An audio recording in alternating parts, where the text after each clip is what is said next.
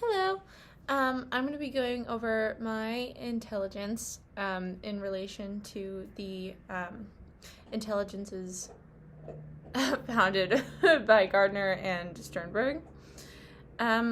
So generally, I always had a 3.5 GPA all throughout high school. Never really changed, which is above average, but I didn't really excel in anything.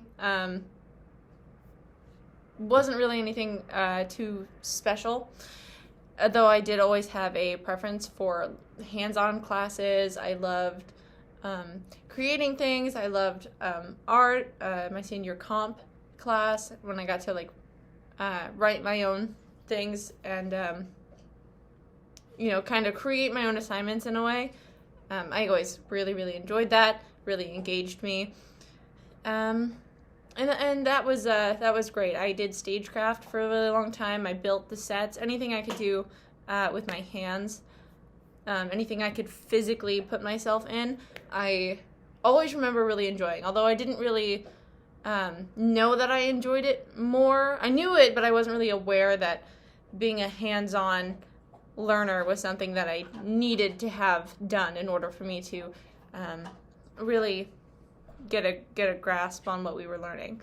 And taking the multiple intelligence quiz I found online for Gardner's theories to help me learn about myself and how I learn, not just what I learn. And I think that's really helpful for every student to do, because if you're aware of this, then you can kind of teach yourself how to learn. And that is incredibly helpful when it comes to memorizing any material at all. But after I took this online exam, it walked me through which intelligences I am highest for, and then which ones aren't my strong suit. My number one was spatial, which is how I learned best. It tells me I learn better with visual representation. I learn better seeing what I'm supposed to be learning. And this can be through posters, through videos, maps, diagrams, pictures, presentations, slideshows.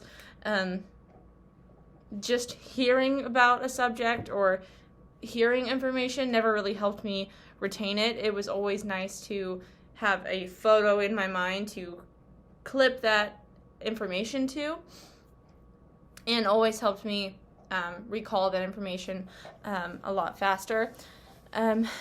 Being a spatial learner also means that I enjoy having creative elements. I like having assignments, creative assignments, where maybe I was making my own poster board, writing my own continuation of a story in literature, or an alternative ending. Anything that I could put myself in and work on with my hands and see it helps me learn whatever we were talking about, whatever lesson we were going over, helps me get a grasp of that a lot faster and a lot better. I also really love stories and illustrations. Again, anything I can put myself into helps me learn, helps me connect information. My second form of learning, I learn well from active or kinesthetic learning. And this means I learn better with some form of movement or activity. Creating or building, I said earlier, I was in stagecraft. I learned a whole lot about how to hinge joints, and really helpful practical knowledge. And I picked it up really easy because I was actually using it. It's one thing to hear information, but to actually use it every day for 2 years really helps you retain it. And I came up on more a lot faster. Anything that was reintroduced or anything that was introduced after our little stagecraft basics, I was able to pick up a lot faster because I'd had the earlier things mentioned already in the back of my mind, was already a pro at those things. So anything I was doing with my hands helped me recall it a lot better. And I also really enjoy learning about movement itself. I am very sporty. I was in track, cross country, volleyball, cheerleading, swimming, all of that stuff. I really enjoyed it. I also really loved PE and human anatomy and physiology and how the body moves, how the body works. I loved those classes because I knew those things. I could do all of those things for the most part. I tried my best. And it made things click in my head because I already knew most of it. And then my third was a naturalist. I really enjoyed learning about nature and the environment. Again, nature, I loved my human anatomy and physiology course, and environmental science as well.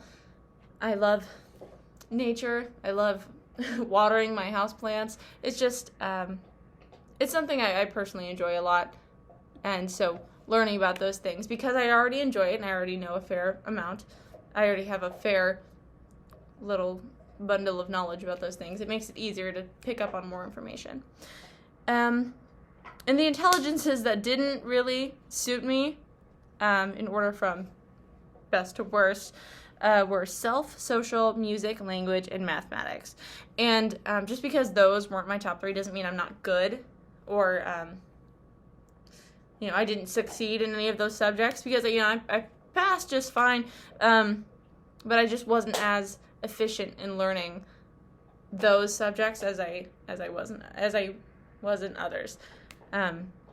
So yeah, those were my top 3. And then according to Sternberg, which I couldn't find a quiz for online, which would have been nice, but my number 1 form of learning is creative through art and design. Like I said, building, visuals, pictures, drawings, diagrams, really caught my attention. I learned really well through those, and I can explain myself very well through photos and art, creating things. I've always really enjoyed that. 2 is practical, physical, hands-on. Once again, stagecraft. It was a very practical skill. It's been very, very handy. Knowing how to use certain tools for things, I can fix things in my house if they need to be fixed. So it's a very practical skill.